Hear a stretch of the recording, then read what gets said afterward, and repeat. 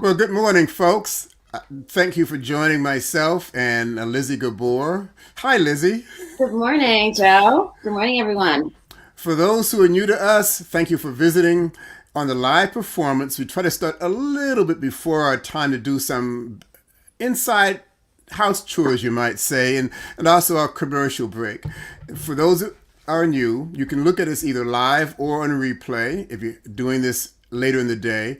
And you can do this through LinkedIn, Facebook, or YouTube. Understand, and please give your comments back. Please understand if you look at us through YouTube, you have to be signed in through your Google account to make that viable. And I need all the help I can get on this mindfulness stuff. I really am a left brain kind of guy, and to the point, maybe it's a male gender thing. I haven't figured that out yet. And all this yin and yang stuff, it makes no sense to me whatsoever. So if I asked Lizzy, because Elizabeth Gabor, that she has a significant following. She's got a strong reputation. She's got stellar credentials. So I hoped if anybody could help me out of my confusion, it might be her. Well, this is our 9th session. It's clear to me I've made no progress whatsoever. So for those of you who have comments, likes or dislikes, please share them, even on the replay side, because we do audit that and try to get it back into our program. And at least what Lizzy does for me nicely, she shares these quotes with me because I wouldn't know where to get them or how they work. And this one is, to me, first off, this is a no-brainer. That it's a Lizzy quote. I'm going to have to read it because it's not intuitive. So as it streams along the bottom, actually, Lizzy, I'm going to ask you if you would read it. What does it say? Absolutely. So shine your light brightly upon everyone you meet. You'll be amazed at the light that shines back. And that's Elizabeth Gabor quote. Now, see how fluid she flows that off her tongue, how it rolls so nicely? I couldn't do it nearly that well.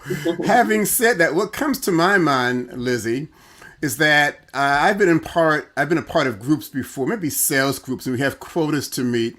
And I kind of grind my way through months and months of effort and one foot in front of the other, plotting at a given moment with fits and starts. And then somebody comes in brand new, swear to goodness, and it's like they're a shining star.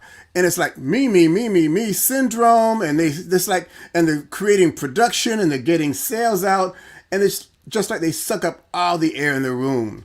So I've had to kind of a prevent the glare concept coming back on me. I mentioned I couldn't find my sunglasses for this talk today. I know. I wanted to wear them too.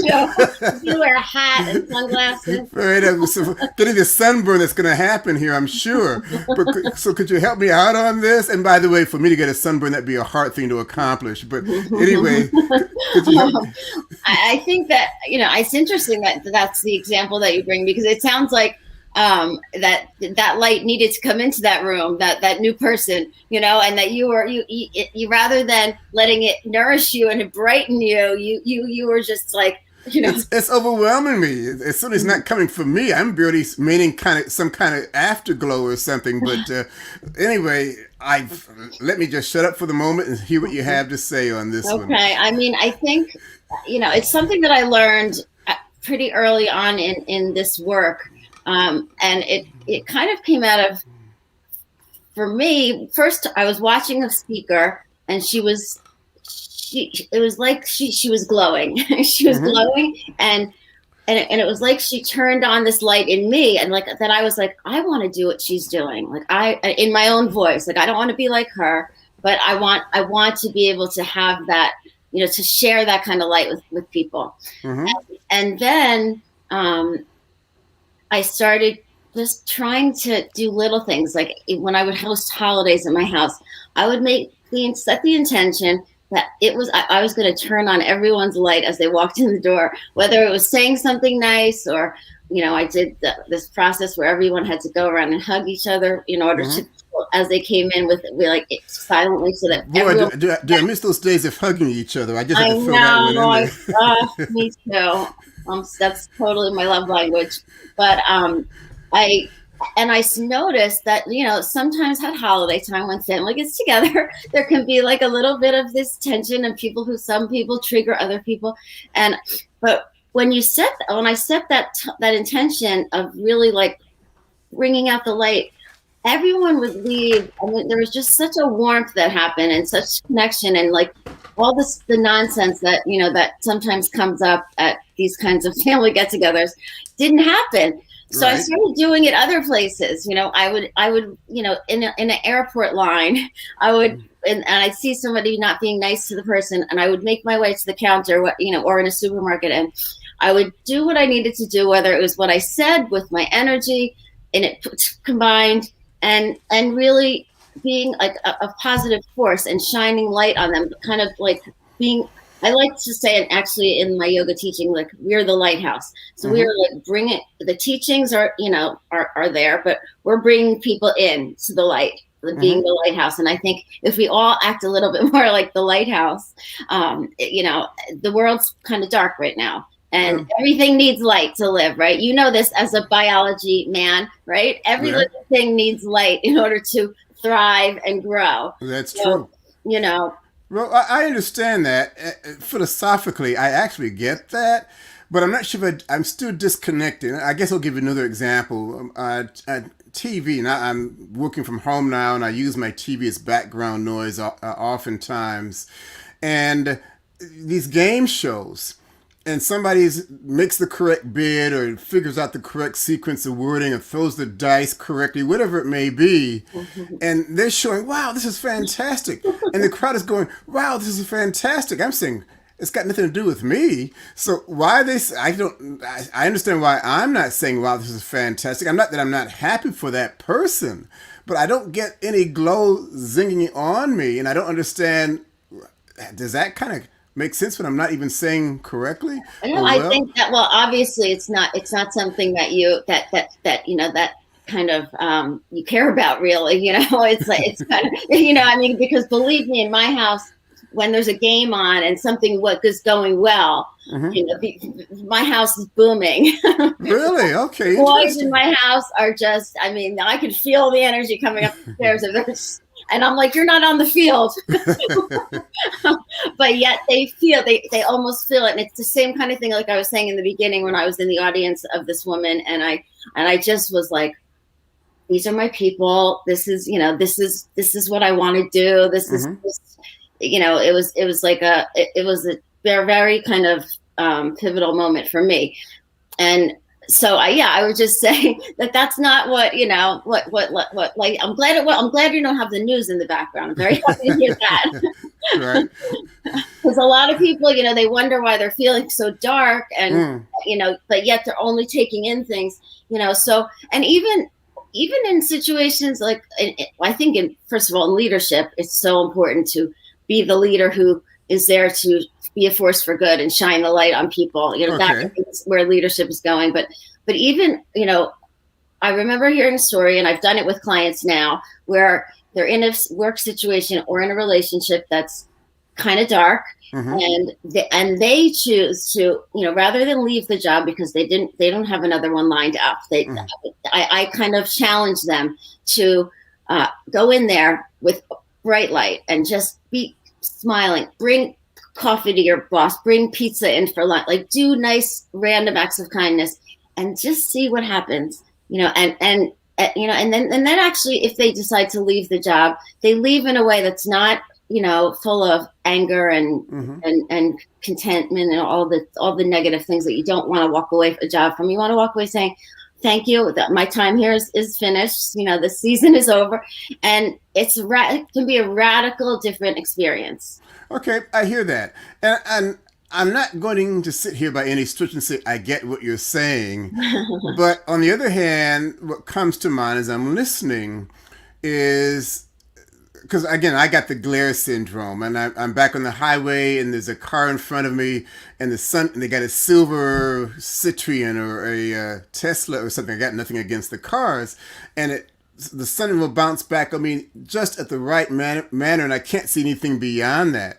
Is there such a thing as too much light? You know, people getting overwhelmed by light, or too much too soon, or are there gradients or baby steps that you help people take, or how does that go? I mean, yeah, I think it's little things, by just going into work with a smile on your face and smiling at everyone, starting with that. I mean, it's just smiling, or just smiling at the, the person who Can I interrupt on yes. that? Mm-hmm. I've heard and maybe women do this more than men. I hope it's not misogynist, but when they're in the work setting, office setting, and they'll say, "Well, Susie Q smiled," and that was a fake smile. So, is what a danger for that getting smacked back on them? Is that? Well, I mean, hopefully it's not, well, it may be a fake smile, and sometimes, I mean,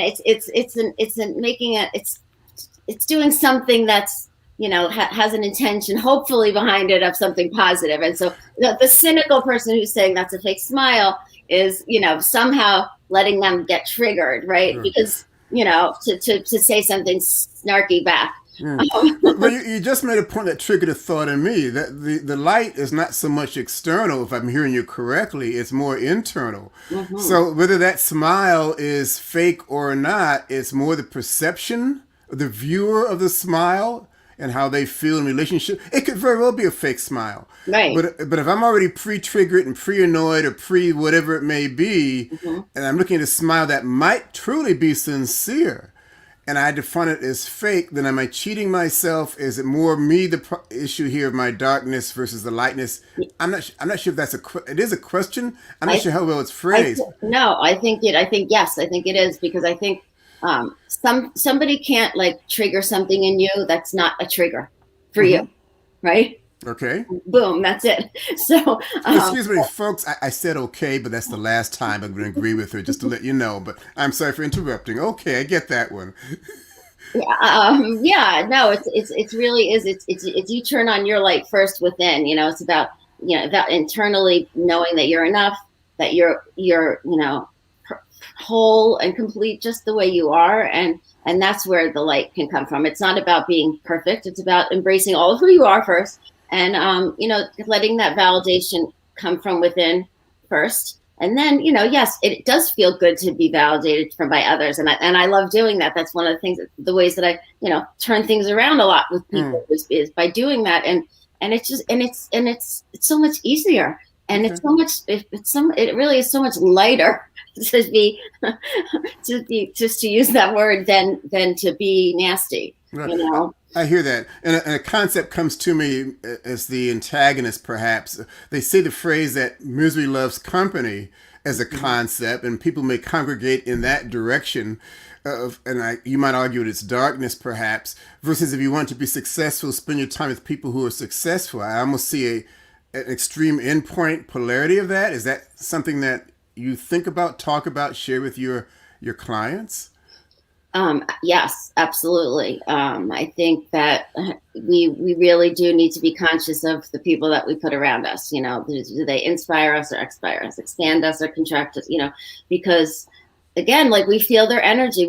We are energetic beings, and so how do you show up, and who do you have around you is really important, I think, in the path to success and fulfillment and feeling and just really feeling good, peace, But I would say, Joe, I mean, I know you from other things, and I see what you do sometimes. Sometimes when there's a heavy situation going on in a room, you'll lighten it up with a joke.